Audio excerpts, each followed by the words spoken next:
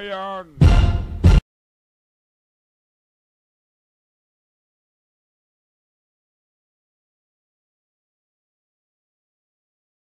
Nasyonalismo ay ang pagpapakita at pagpapadama ng mahal mo ang iyong sariling bansa. Pagbibigay respeto at pagmamahal sa ating bayan.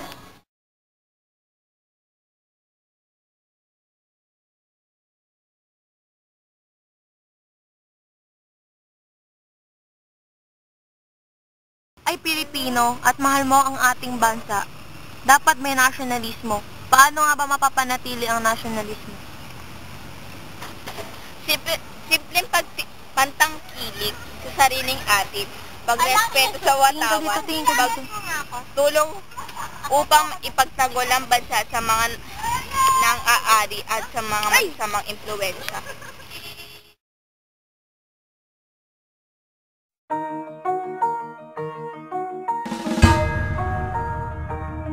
Lapit mga kaibigan at makinig kayo.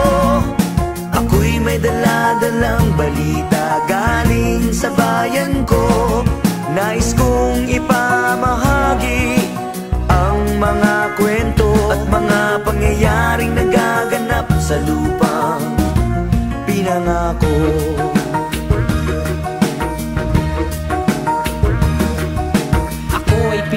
Sa isip at sa gawa, ngunit bakit mga pinuno puro lamang salita? Isang gobyerno na kayang sikmurain at matawa na may pamilyang kumakain ng kulang sa 2 beses sa isang araw. Minsan wala ngang panlugo. Bakit ganito kababawis ang pagkain nila? Ngawan dadaputin at kakainin ng batang gutom. Alam ba ng mga husgado at lahat ng hukom na merong mas masahol pa sa hatol ng kamatayan? Yan ay ikay maging mahirap sa sarili mong bayan. Mga bata na ang dapat na ginagawa'y maglaro, magkusay agos ng pawis at magbanat ng buto upang kumita ng ilang pirasong pisong madungis. Kalyo sa kamay at paa na manhid sa matulis. Hindi manika ang hawak ng kanyang mumunting braso, bagkus isang taong gulang na kapatid at may baso sa harapan na nagbabaka sakaling lagyan or yung pambili ng tinapay na panglaman sa tiyan. Mga pinunong bago mamatay at magkasakit, sa sarap ng buhay sa'kin kayo ay makinig.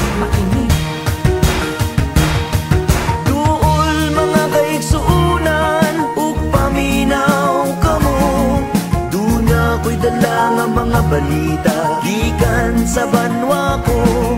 Gusto ko nga ipahibalo ang mga istorya na nagagahitabo sa banwag isa na to.